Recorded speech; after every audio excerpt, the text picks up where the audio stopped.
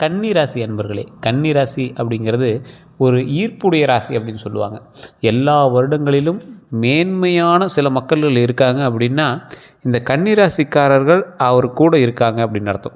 கன்னி ராசிக்காரர்கள் பெரிய ஆளாக இருக்காங்களா அப்படின்னு சொன்னால் கொஞ்சம் கேள்விக்குறி தான். ஆனால் கன்னி ராசி கூட இருக்கிற அத்தனை பேரும் பெரிய ஆளாக இருப்பாங்க.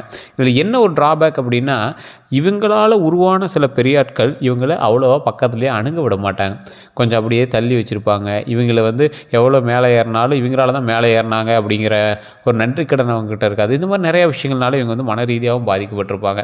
அதே போல் இவர்களுக்கு இவங்களுடைய அண்ணனோ தம்பியோ இல்லை இவங்களோட கணவரோ யாரோ ஒருத்தருக்கு வெளிநாட்டு வருமானம், இவங்களுக்கு வெளிநாட்டு வருமானம் வந்துட்டுருக்கும். ஏதோ ஒரு வகையில் இவங்களுக்கு ஒரு வகையான வெளிநாட்டு வருமானம், ஆனால் இவங்க மூலமாக வருதோ இல்லையோ வேறு மூலம் வந்துட்டுருக்கும். தொழிலில் நல்ல மேன்மை கொண்ட ராசி. சில வருடங்கள்லாம் பார்த்திங்கன்னா ஒரு 2 வருடங்களுக்கு முன்னாடி, 1 வருடங்களுக்கு முன்னாடிலாம் பார்த்திங்கன்னா உடல் ரீதியாக ரொம்ப ஒரு மன சிக்கலுக்கு ஆளாகியிருப்பீங்க. அதிலேருந்து வெளியே வரதுக்கே ரொம்ப போராடி தான் வந்திருப்பீங்க. அதில் என்ன ஒரு பெரிய விஷயம் அப்படின்னா, நீங்களோ அல்லது உங்களுடைய குடும்பத்தினரோ யாருக்கோ ஒருத்தருக்கு மருத்துவ ரீதியான செலவுகள் ரொம்ப அதிகமாக இருக்கும். அதுக்குமே பார்த்திங்கன்னா நீங்கள் தான் போய் எல்லாம் உழைச்சி கொட்டி அது இதுன்னு பண்ணியிருப்பீங்க. ரொம்ப உங்களை வாட்டி வச்சிருக்கும் ஊசி, இன்ஜெக்ஷன், ஆப்ரேஷன்ஸ் அது மாதிரி நிறைய விஷயங்கள் நீங்கள் சந்திச்சிருப்பீங்க. அதில் ஒவ்வொருத்தருக்கும் அது கொஞ்சம் சுப நிகழ்வாகவும் மாறி இருக்கும். எப்படி சுப நிகழ்வு மருத்துவ ரீதியான விஷயத்தில் என்ன சார் சுப நிகழ்வு அப்படின்னா, பெண்களாக இருந்தீங்க அப்படின்னா குழந்தை பேர் கிடச்சிருக்கும். அதுக்கு நீங்கள் சிசேரியனோ இல்லை நார்மல் டெலிவரியோ, ஆனால் அந்த மாதிரி விஷயத்தினாலையும் சில மருத்துவ தேவைகள் நடந்திருந்தது அப்படின்னா அது உங்களுக்கு சுப செலவாக மாறி இருக்குது அப்படின்னு தான் அர்த்தம். இன்னொன்று என்ன அப்படின்னா, இந்த ராசிக்காரர்களுக்கு எப்பேற்பட்ட பெரிய ஆளாக இருந்தாலும் சரி, குலதெய்வத்தை வழிபட்டால் மட்டும்தான் இவங்களால் அடுத்த ஸ்டெப்புக்கே போக முடியும். குலதெய்வத்தை இவர்கள் வணங்காவிட்டால் இவர்கள் மிகப்பெரிய பிரச்சனைகள் ஆளாகிற வாய்ப்புகளாக இருந்திருக்கும். சரி, நீங்கள் ஒன்று மட்டும் ஞாபகம் வச்சுக்கோங்க. இந்த ராசிக்காரர்கள் கஷ்டங்களை தாண்டியாச்சு. இருந்தாலும் ஒரு சில முக்கியமான விஷயங்களில் நீங்கள் எச்சரிக்கையாக இருக்கணும் அப்படிங்கிறத நீங்கள் மைண்டில் வச்சுக்கணுங்க. தொழில் ரீதியான விஷயமாக இருந்தால் நீங்கள் முன்னேறுவதற்கு ஒரு முக்கியமான ஒரு எடுத்துக்காட்டு பாயிண்ட் நான் சொல்கிறேன், கேட்டுக்கோங்க. இந்த ராசிக்காரர்கள் எப்பேற்பட்ட ஜாம்பவானாக கூட இருக்கலாம். நீங்கள் பெரிய தந்திரவாதி, ஜாம்பவான், ஈஸியாக எதிர்பாலினத்தவர் ஈர்க்கக்கூடியவர், ஆண்களாக இருந்தால் பெண்கள் பக்கம் ஈர்த்துருவீங்க, பெண்களாக இருந்தால் ஆண்கள் பக்கம் ஈர்த்துருவீங்க. என்ன தான் நீங்கள் பண்ணீங்க அப்படின்னாலும் உங்களுக்கு ஒரு மைண்ட் சாட்டிஸ்ஃபேக்ஷன் அவ்வளோ சீக்கிரம் கிடைக்காது. ஒரு அமுக்குனி மாதிரின்னு சொல்லுவாங்கள்ல, மனசுக்குள்ளேயே போட்டு பூட்டி வச்சுக்கிறான்பா அப்படிம்பாங்களா. உங்களோட சீக்ரெட்ஸ்லாம் நிறைய பேருக்கு தெரியாது. உங்களை தவிர நிறைய பேருக்கு நீங்கள் ஓப்பனே பண்ண மாட்டீங்க. உங்களுக்குள்ள நிறைய சீக்ரெட்ஸ் இருக்குது. அதுதான் இதில் பெரிய ஹைலைட்டே.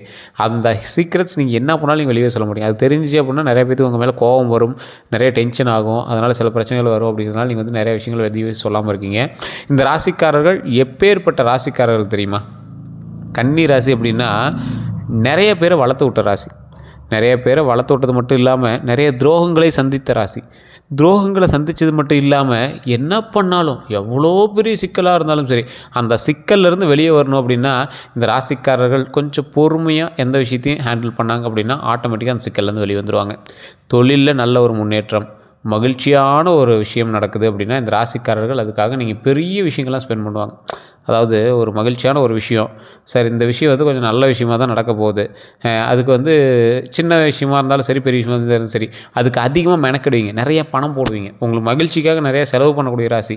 ஒரு வகையில் கஞ்சம் பிடிச்ச ராசி அப்படின்னு சொல்லுவாங்க, ஒரு வகையில் சின்ன விஷயத்துக்காக ரொம்பவே ஸ்பெண்ட் பண்ணுவீங்க. சார் இது மகிழ்ச்சியான விஷயம் தான், குடும்பத்தோடு ஒரு டூர் போயிட்டு இருந்தோம், கையில் கடனில் தான் இருக்குது, இருந்தாலும் அங்கே போயிட்டு இருந்தால் ஹாப்பியாக இருக்கும், பரவாயில்ல இன்னும் கொஞ்சம் கடனாக இருந்தாலும் பரவாயில்லன்னு வாங்கி கொஞ்சம் ஜாலியாக சந்தோஷமாக இருக்கலாம் அப்படின்னு நீங்கள் நினைக்கக்கூடிய ராசி. இந்த ராசிக்காரர்கள் மன ரீதியாக குழந்தை சார், ரொம்ப ஒரு குழந்தைத்தனமான ராசி. எப்பேற்பட்ட குழந்தைத்தனமான ராசி அப்படிங்கிறதையும் நான் தெளிவாக சொல்கிறேன், கேளுங்க. இவங்கக்கிட்ட தொழிலை கற்றுட்டு போயிடுவான், முன்னாடியே கடை வச்சுருப்பான், அவனுக்கு ஒரு பிரச்சனைனா கூட இவர் தான் போய் நிற்பார். இவர்கிட்ட வாங்கி தின்னுட்டு இருந்தவன் பெரிய ஆளாக இருப்பான், அவனுக்கு ஏதாவது பிரச்சனை அப்படின்னாலும் கூட போய் நிற்கிறது இவராக தான் இருப்பார். இந்த மாதிரி நிறைய விஷயங்கள், சொல்லுக்கடங்காத விஷயங்கள், மிகப்பெரிய ஒரு ஜாம்பவானெல்லாம் இருக்காங்க அப்படின்னா அவர்களுக்கு பின்னாடி இந்த கன்னி ராசிக்காரன் ஒருத்தனாவது அவர் கூட இருந்திருப்பான். அவர்களுடைய வளர்ச்சியில் மிகப்பெரிய பங்கு இந்த கன்னிராசிக்காரராக இருப்பாங்க. கன்னிராசிக்காரர்களில் விரல் விட்டு எண்ணக்கூடிய சில பணக்காரர்களும் இருக்காங்க, வளர்ந்து வந்த மிகப்பெரிய ஜாம்பான்களும் இருக்காங்க. அவர்கள் தொழிலில் மட்டும் கான்சன்ட்ரேஷனை அதிகப்படுத்தாமல் இருக்கிறதுனால தான் அவங்களுக்கு சில சிக்கல்கள் இருந்திருக்கு அப்படின்னு தான் சொல்லணும். இந்த ராசிக்காரர்கள் எப்பேற்பட்ட ஆட்களாக இருந்தாலும் குலதெய்வத்தை மட்டும் விட்டுறாதீங்க. அதே போல் இந்த 2026 சில முக்கியமான விஷயங்களும் நடக்க தான் போகுது. அது என்ன அப்படின்னா, உங்களுக்கு செல்வம் சேருவதற்கான வாய்ப்புகள் இந்த வருடத்தில் இருக்குது. தொழிலில் நல்ல முன்னேற்றம் இருக்குது. தொழிலுங்கிறது உங்களுக்கு நார்மல் தான், எப்பயும் போல் உங்களுக்கு முன்னேற்றம் ஏறிட்டே தான் இருக்குது. மேலே உங்களுக்கு தடுப்பே கிடையாது, தடையே கிடையாதுங்க. இருந்தாலும் சின்ன சின்ன தடைகள் இருக்குது அப்படின்னா நீங்கள் ஒரே ஒரு பரிகாரத்தை மட்டும் பண்ணணும். உங்களுடைய ஜாதகத்தை ஃபஸ்ட்டு செக் பண்ணுங்கள். ஜாதகத்தை செக் பண்ணிவிட்டு தசாபுத்தியினோட அமைப்பு எங்கே இருக்குதுன்னு பாருங்கள்.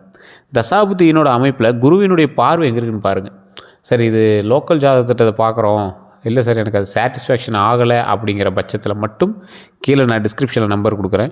A to Z உங்களுக்கு என்ன நடக்க போகுது, இதுவரை என்ன நடந்தது, உங்களுடைய ஜாதகத்தின்பால் உங்கள் கூட யார் இருக்கணும், யார் இருந்தால் உங்களுக்கு பரவாயில்லையா இருக்கும், இப்போ இருக்கிறவங்கள யாரை வந்து வேறு ஒர்க்கை கொடுத்து வேறு ஒர்க்கை பார்க்க சொல்லலாம், நீங்கள் வந்து அதுக்கு தனியாக ஒரு ஆளை போட்டு பார்க்க சொல்லலாம் அப்படிங்கிற அளவுக்கு என்னெல்லாம் பார்க்கணுமோ அப்படியே செட்டாக பிரித்து சொல்லிடுவார். பிரபல ஜோதிடர் நம்பர் கீழே கொடுத்துருக்கேன். அந்த நம்பருக்கு நீங்கள் ஃபோன் பண்ணி பேசுனீங்க அப்படின்னாவே போதுமானது.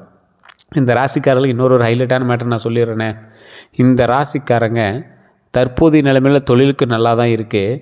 திருமணம் ஆகாத ராசியாக இருந்தீங்க அப்படின்னா இந்த வருடம் ஒரு அளவுக்கு வாய்ப்பு இருக்குது. ஒரு 30% வாய்ப்பு இருக்குது. இந்த 30% வாய்ப்புமே எதை நோக்கி இருக்கிறது அப்படின்னா, ஒரு முதன்மையாக ஒரு ஸ்டெப் எடுத்திருக்கீங்க, திருமணத்துக்காக பார்த்துட்ருக்கீங்க அப்படின்னா கொஞ்சம் தடைப்பட்டு தான் உங்களுக்கு நடக்கும். கன்னிராசியோட அமைப்பே அப்படி தான் சார். திருமணம் நடக்குது அப்படின்னா உங்களுக்கு தடைப்பட்டு தான் நடக்கும். வேறு வழியே இல்லை. அது வந்து உலகளாவிய உண்மை. அந்த தடை இல்லாமல் நடக்கணும் அப்படின்னா தயவு செய்து ஜாதகம் பார்த்து கட்டமைப்பு எப்படி இருக்குன்னு பார்த்து அதற்கு தகுந்த மாதிரி சில பரிகாரங்கள் கோயிலுக்கெல்லாம் போய் அதை கொஞ்சம் சரி பண்ணிக்கோங்க. ஏன் அப்படின்னா கன்னிராசி அப்படிங்கிறது எவ்வளோக்கு எவ்வளோ ஆணுக்கும் பெண்ணுக்கும் ஈர்ப்புடைய ராசியோ அவ்வளோக்கு எவ்வளோ உங்களோட லாங் லைஃப் இருக்கக்கூடிய சில அமைப்புகளை உருவாக்குறது கொஞ்சம் ஸ்ட்ரகிள் பண்ணி தான் முடியும். அந்த மாதிரி ஒரு ராசி இந்த கன்னிராசி. கன்னிராசி என்ன பண்ணாலும் ஏதோ ஒரு விஷயம் செய்கிறீங்க அப்படின்னா ஒரு சின்ன ஸ்ட்ரகிளை சந்தித்து அதுக்கப்புறமேட்டு தான் சந்திப்பீங்க. எக்ஸாம்பிளுக்கு ஒரு திருமணம் ரெடி ஆகும், மறுபடியும் ஸ்டாப் ஆகி மறுபடியும் நல்லபடியாக திருமணம் நடக்கும். ஒரு குழந்தை ரெடி ஆகும், மறுபடியும் ஏதாவது சின்ன இஷ்யூஸ் ஆகி மறுபடியும் நல்லபடியாக குழந்தை பிறக்கும். ஸோ இந்த மாதிரி ஒரு வேலைக்கு போவீங்க, வேலையில் சின்ன இஷ்யூஸ் இருக்கும், அதுக்கப்புறமேட்டு அந்த வேலை நல்லபடியாக நடக்கும். ஸோ இது மாதிரி ஒரு டைம் எக்ஸாம் எழுதுவீங்க, தோற்றுருவீங்க, அடுத்த டைம் எக்ஸாம் எழுதுவீங்க, சக்ஸஸ் ஆகும். இந்த மாதிரி இது ஒரு சின்ன தடை, ஆனால் உங்களுக்கு வந்து ஃபைனல் அவுட்புட் வந்து நல்லதாக இருக்கும். இது வந்து ரெகுலராக இந்த கன்னிராசி இருக்கக்கூடிய ஒரு அமைப்பு அப்படின்னே சொல்லலாம். கன்னிராசிக்காரர்களே மிக முக்கியமானவர்கள் அப்படின்னா பெண்களுக்கு இந்த கன்னிராசிக்காரர்களாக இருக்கீங்க அப்படின்னா தொழிலில் நல்ல வருமானம் தரக்கூடிய ஆண்டாக 2026 அமையுதுங்க. அதே போல் வண்டி வாகனங்களில் கவனமாக இருக்க வேண்டியவங்க இந்த கன்னிராசிக்காரர்கள் இந்த 2026. உடல் ஆரோக்கியத்தில் ரொம்ப கவனமாக இருக்க வேண்டியவங்க 2026 கன்னிராசிக்காரர்கள். இதில் ஒரு முக்கியமான ஒன்று தான் பெண்கள் இந்த ஸ்கூட்டி ஓட்டுறவங்க, வண்டி வாகனம் ஓட்டுறவங்களாம் இந்த டைமில் ரொம்ப ஜாக்கிரதையாக இருக்கணுங்க.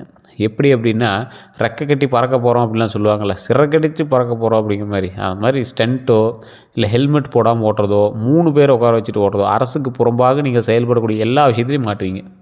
வண்டி வாகனத்துலேருந்து தொழிலிருந்து எதுலேயுமே அரசுக்கு புறம்பாக நீங்கள் செய்யக்கூடிய ஒவ்வொரு விஷயத்துலையும் மாட்டுவீங்க.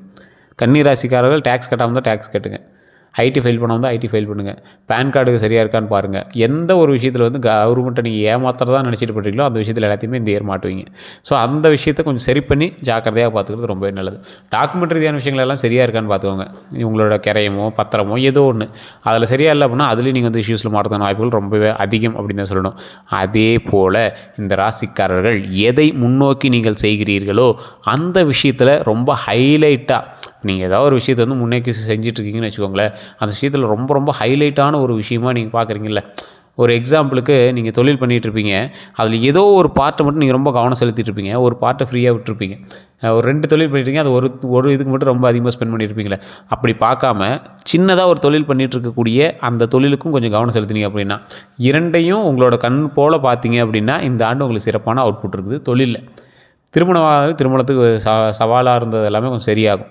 குழந்தை பேர் இல்லாதவர்கள் தயவு செய்து பழனி பக்கத்தில் இருக்கக்கூடிய கீழே இருக்கக்கூடிய பழனினாவே திரு ஆவினங்குடி தான் அதோட படைவீடே. கீழே வந்து திரு ஆவினங்குடி அப்படின்னு ஒரு குழந்தை இருக்கும், குழந்தை கோவில் இருக்கும், முருகர் கோவில். அது குழந்தை வடிவில் முருகர் இருப்பார். அந்த முருகரை போய் வழிபட்டு வாங்க. அதை வழிபட்டு மேலே இருக்கக்கூடிய முருகரில் இருக்கக்கூடிய பாலதண்டாயுதபாணியை வணங்கிட்டு வாங்க. வாழ்க்கையில் நீங்கள் ரொம்ப ஏங்கி தவிச்சிட்டு இருந்த விஷயங்கள் எல்லாமே சரியாக நடக்கும். உங்களோட லைஃப்பில் மிகப்பெரிய நன்மை நடக்கும்.